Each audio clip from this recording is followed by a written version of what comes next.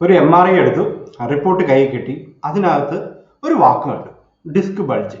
അത് കണ്ടതോടെ നേരെ ഫോൺ എടുത്തു, ഗൂഗിൾ തുറന്നു, സെർച്ച് ചെയ്യുന്നു. ഡിസ്ക് ബൾജ് സീരിയസ് ആണോ? ഡിസ്ക് ബൾജ് മാറുമോ? ഡിസ്ക് ബൾജ് ഉണ്ടെങ്കിൽ സർജറി വേണോ? പിന്നെ ആരെങ്കിലും പറഞ്ഞു, അതായത് നിങ്ങളുടെ സ്പൈൻ കേടായി, ഡീജനറേഷൻ തുടങ്ങി, അവിടെ നിന്നാണ് നമ്മുടെ പേടി തുടങ്ങുന്നത്. പക്ഷേ ഒരു കാര്യം ഞാൻ ഇന്ന് വളരെ വ്യക്തമായി പറയാം, വളരെ ക്ലിയർ ആയി പറയാം. MRIയിൽ ഡിസ്ക് ബൾജ് കണ്ടു എന്നതുകൊണ്ട് നിങ്ങളുടെ സ്പൈൻ കംപ്ലീറ്റ്ലി ഡിസ്ട്രോയ് ആയി എന്നൊന്നുമില്ല. അതുപോലെ തന്നെ ഡിസ്ക് ബൾജ് ഉണ്ടായത് കൊണ്ട് സർജറി വേണമെന്നുമില്ല.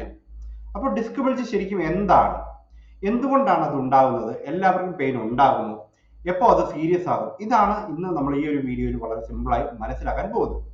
വീഡിയോ അവസാനം വരെ കാണുക, കാരണം ഡിസ്ക് ബൾജിനെ കുറിച്ചുള്ള നിങ്ങളുടെ കോൺസെപ്റ്റും പേടിയും മാറാൻ സാധ്യതയുണ്ട്. നമസ്കാരം, ഞാൻ ഡോക്ടർ ശരത് കൃഷ്ണ. കഴിഞ്ഞ 15 വർഷമായി സ്പൈൻ ഹെൽത്തുമായി ബന്ധപ്പെട്ട രോഗികളെ പഠിപ്പിക്കുകയും ചികിത്സിക്കുകയും ചെയ്യുന്ന ഒരാളാണ് ഞാൻ.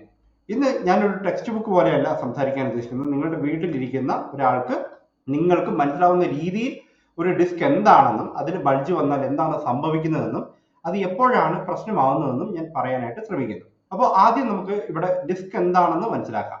ഓക്കെ, ഡിസ്ക് എന്ന് പറയുന്നത്, അല്ലെങ്കിൽ നമ്മുടെ നട്ടൽ എന്ന് പറയുന്നത് ഒരു എല്ലല്ല, ഒറ്റ എല്ലല്ല. പല ചെറിയ ചെറിയ അസ്ഥികൾ, അതായത് വെർട്ടിബ്ര എന്നാണ് അതിനെ പറയുക, ഒന്നിനു മുകളിൽ മറ്റൊന്ന് എന്ന രീതിയിൽ അടുക്കി വെച്ചിരിക്കുകയാണ്, നിൽക്കുകയാണ്. ഇവയുടെ ഇടയിൽ ഒരു ചെറിയ കുഷ്യൻ പോലുള്ള ഒരു സ്ട്രക്ചർ ഉണ്ട്. അതിനെയാണ് നമ്മൾ ഡിസ്ക് എന്ന് വിളിക്കുന്നത്.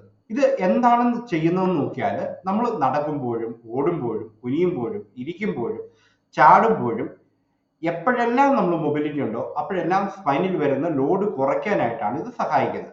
അതായത് നിങ്ങളുടെ സ്പൈനിന്റെ ഇടയിലെ ഒരു ഷോക്ക് അബ്സോർബർ പോലെയാണ് ഡിസ്ക്. ഓക്കെ, ഒരു ചെറിയ ഉദാഹരണം, നിങ്ങളുടെ ചെരുപ്പിന്റെ സോള് കണ്ടിട്ടില്ലേ, ചെരുപ്പിന്റെ അടിഭാഗം, നടക്കുമ്പോൾ ആഘാതം അത് കുറയ്ക്കാൻ സഹായിക്കുന്നു. അതുപോലെ തന്നെ സ്പൈനിന്റെ ഓരോ അസ്ഥിക്കുമിടയിൽ ഡിസ്ക് ഒരു കുഷ്യനിങ് സിസ്റ്റം പോലെ പ്രവർത്തിക്കുന്നു. അപ്പൊ ഇത് മനസ്സിലായിട്ടുണ്ടെങ്കിൽ താഴെ കമന്റ് ബോക്സിൽ നിന്ന് യെസ് എന്ന് കമന്റ് ചെയ്യുക. എന്താണ് ഡിസ്ക് ബൾജ്? ഡിസ്ക് ബൾജ് എന്ന് പറഞ്ഞു കഴിഞ്ഞാൽ, ഒരു ഡിസ്കിനെ ഒരു ചെറിയ ജെല്ലി ഫിൽഡ് ആയിട്ടുള്ള കുഷ്യൻ പോലെ ഒന്ന് ഇമാജിൻ ചെയ്ത് നോക്കൂ. അതിന്റെ പുറത്ത് ശക്തമായ ഒരു ലെയർ ഉണ്ട്, അകത്ത് കുറച്ച് സോഫ്റ്റ് ആയിട്ടുള്ള മെറ്റീരിയൽ ഉണ്ട്. കാലക്രമത്തിൽ, അതായത് ഏജ്, റിപ്പീറ്റഡ് ആയിട്ടുള്ള ലോഡിങ്, ഒരുപാട് പ്രഷർ, പല സർട്ടൈൻ മൂവ്മെന്റ്സ്, ജെർക്ക് പോലത്തെ അൺഎക്സ്പെക്ടഡ് ആയിട്ടുള്ള മൂവ്മെന്റ്സ്, ഇഞ്ചുറി, ലൈഫ് സ്റ്റൈലുമായി ബന്ധപ്പെടുന്ന കുറെ ഫാക്ടേഴ്സ്, ഇവയൊക്കെ കാരണം ഈ ഡിസ്കിന്റെ പുറത്ത് ഒരു ഔട്ടർ പോർഷൻ പുറത്തേക്ക് കുറച്ച് വീർത്തു വരുന്നുണ്ടാവും. ഇതിനെയാണ് സാധാരണ നമ്മൾ ഡിസ്ക് ബൾജ് എന്ന് പറയുക. ഒരു കാര്യം ശ്രദ്ധിക്കേണ്ടത്, ബൾജ് എന്ന് വാക്ക് കേൾക്കുമ്പോൾ ഡിസ്ക് പുറത്തേക്ക് പൊട്ടിത്തെറിച്ചു എന്നൊന്നും കരുതരുത്. അത് പലപ്പോഴും ഡിസ്കിന്റെ ഷേപ്പിലുള്ള ഒരു മാറ്റം മാത്രമായിരിക്കാം. ഓക്കെ, ഇതാണ് വളരെ പ്രധാനപ്പെട്ട ഒരു കാര്യം. ഡിസ്ക് ബൾജ് ഉണ്ടെങ്കിൽ എല്ലാവർക്കും നടുവേദന ഉണ്ടാകുമോ അല്ലെങ്കിൽ ബാക്ക് പെയിൻ ഉണ്ടാകുമോ? ഉത്തരം വളരെ ക്ലിയർ ആയിട്ടും പറയാം, ഇല്ല. MRI എടുത്തപ്പോൾ പെയിൻ ഒന്നുമില്ലാത്ത ആളുകളിലും ഡിസ്കില് ചെറിയ ചില മാറ്റങ്ങൾ കാണാൻ കഴിയും. പ്രത്യേകിച്ച് പ്രായം കൂടുന്നതിനനുസരിച്ച് സ്പൈനിൽ, നട്ടലിൽ ചില സ്ട്രക്ചറൽ ചേഞ്ചസ് സാധാരണയായി വളരെ നോർമലായി കാണാൻ സാധിക്കും. അതുകൊണ്ട് MRI റിപ്പോർട്ടിൽ ഡിസ്ക് ബൾജ് ഉണ്ടെന്ന് കണ്ടു കഴിഞ്ഞാൽ ഉടനെ ഇതാണ് എൻ്റെ പെയിനിന്റെ കാരണം, അല്ലെങ്കിൽ എൻ്റെ നടുവേദന കാരണം ഇതാണെന്ന് നമുക്ക് തീരുമാനിക്കാൻ പറ്റില്ല. ഇവിടെ ഒരു ചോദ്യം ഞാൻ ചോദിക്കുന്നത്, നിങ്ങളുടെ ഈ വീഡിയോ കാണുന്ന ആരെങ്കിലും നിങ്ങൾ MRI റിപ്പോർട്ട് എടുത്തിട്ട് ഡിസ്ക് ബൾജ് കണ്ടതുകൊണ്ടാണോ നിങ്ങൾക്ക് ഏറ്റവും കൂടുതൽ പേടിച്ചത്, അല്ലെങ്കിൽ സങ്കടം വന്നത്, അങ്ങനെ വല്ലതും ആണോ? അങ്ങനെയാണെങ്കിൽ കമന്റിൽ ഒന്ന് ബൾജ് ഒന്ന് എഴുതി നോക്കി. കാരണം അടുത്തതായി പറയുന്ന കാരണം നിങ്ങൾക്ക് വളരെ വളരെ ഇമ്പോർട്ടൻ്റ് ആയിരിക്കും. എപ്പോഴാണ് ഡിസ്ക് ബൾജ് പ്രശ്നമാവുന്നത്?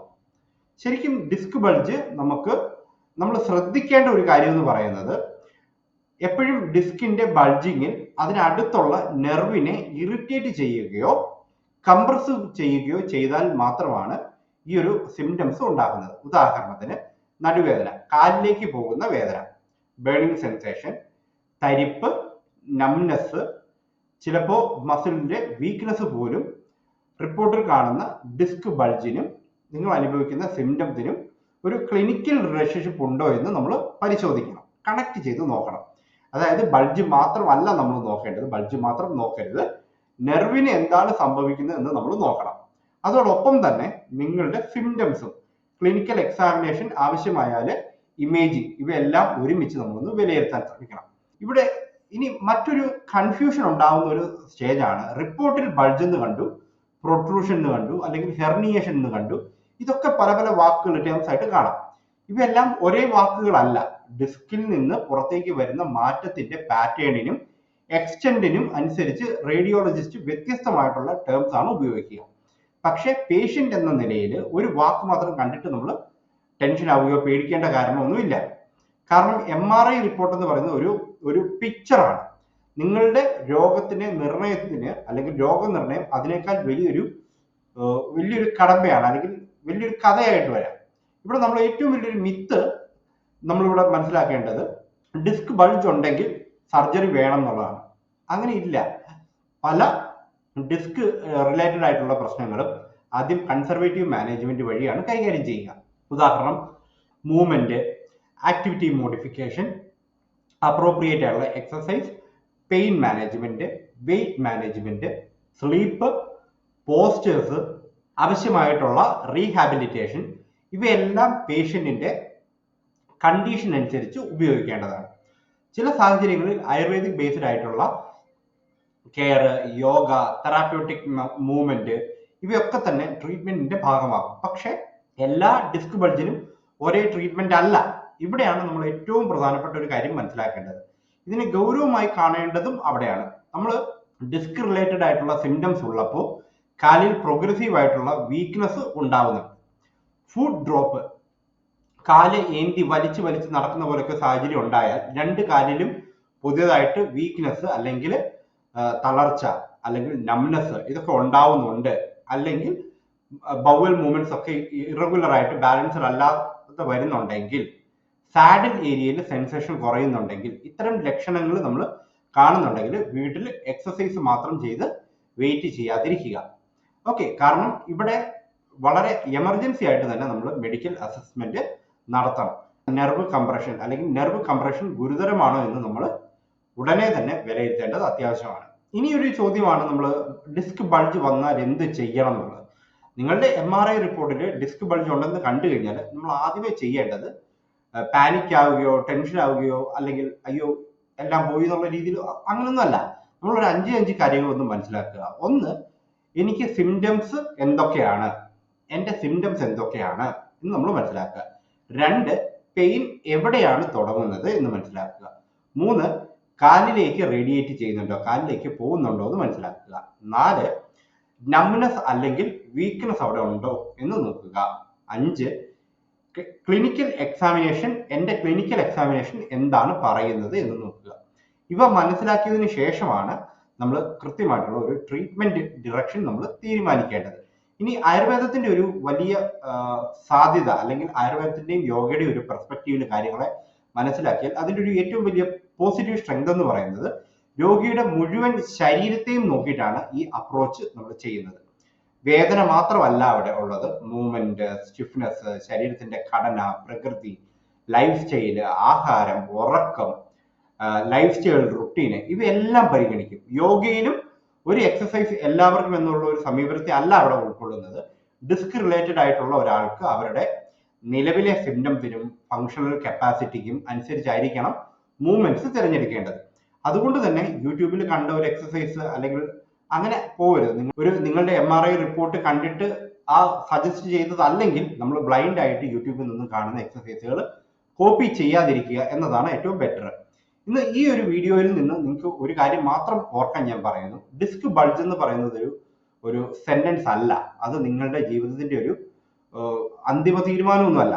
നമ്മൾ MRI റിപ്പോർട്ടിൽ ഒരു വാക്ക് കണ്ടതുകൊണ്ടോ ഇനി ഞാൻ പഴയതുപോലെ എനിക്ക് നടുവ് നേരെ ആവില്ല, എനിക്ക് സർജറി മാത്രമാണ് വഴി എന്നൊന്നും പേടിക്കേണ്ട കാര്യമൊന്നുമില്ല, പാനിക് ആവേണ്ട കാര്യമേ ഇല്ല. അതുപോലെ തന്നെ ഡിസ്ക് ബൾജ് ഒന്നുമല്ല എന്ന് കംപ്ലീറ്റ്ലി നമുക്ക് ഇഗ്നോർ ചെയ്യുകയും ചെയ്യരുത്. നമ്മൾ ശരിയായ വഴി എന്ന് പറയുന്നത് ഈ രണ്ടിന്റെയും ഒരു ബാലൻസ്ഡ് ആണ്, മീഡിയമാണ്.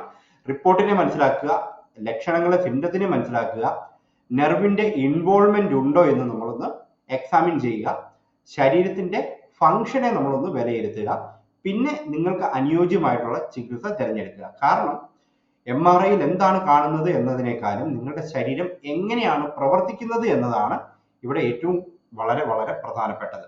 ഇനി നിങ്ങളോട് എൻ്റെ ഒരു ചോദ്യം എന്ന് പറയുന്നത്, നിങ്ങളുടെ MRI റിപ്പോർട്ടിൽ ഡിസ്ക് ബൾജ് എന്ന് കണ്ടിട്ടുണ്ടോ, പറഞ്ഞിട്ടുണ്ടോ? ഉണ്ടെങ്കിൽ താഴെ കമന്റിൽ ബൾജ് എന്നൊന്ന് കമന്റ് ചെയ്യുക. നിങ്ങളുടെ ഇപ്പോൾ അനുഭവിക്കുന്ന പ്രശ്നം എന്താണെന്നുള്ളതും താഴെ കമന്റിൽ എഴുതുക. ഇനി അതോടൊപ്പം നിങ്ങളുടെ പെയിൻ കാലിലേക്ക് പോകുന്നുണ്ടോ, ഉണ്ടെങ്കിൽ യെസ് ഓർ നോയോ ഇൻ ഡീറ്റെയിൽ ആയിട്ട് തന്നെ എഴുതാം. അടുത്ത വീഡിയോയിൽ ഡിസ്ക് ബൾജ് എങ്ങനെ ഉണ്ടാകുന്നു, ആരിലാണ് റിസ്ക് ഫാക്ടേഴ്സ് കൂടുതലുള്ളത് എന്ന് വളരെ സിമ്പിൾ ആയിട്ട് വിശദീകരിക്കാം. ഈ വീഡിയോയുമായി ബന്ധപ്പെട്ട നിങ്ങളുടെ അഭിപ്രായങ്ങൾ താഴെ കമന്റിൽ രേഖപ്പെടുത്തുക. സ്പൈൻ മാസ്റ്റർ ക്ലാസ്സിലേക്ക് നിങ്ങൾക്ക് അറ്റൻഡ് ചെയ്യാൻ താല്പര്യമുണ്ടെങ്കിൽ മാസ്റ്റർ ക്ലാസ് അറ്റൻഡ് ചെയ്യാം, ലിങ്ക് ബയോയിൽ കൊടുത്തിട്ടുണ്ട്. കൺസൾട്ടേഷൻ താല്പര്യമുണ്ടെങ്കിൽ അതിനും ഞാൻ ലിങ്ക് ബയോയിൽ കൊടുത്തിട്ടുണ്ട്. അവിടെ നിന്ന് നിങ്ങൾക്ക് കൺസൾട്ടേഷൻ ബുക്ക് ചെയ്യാവുന്നതാണ്.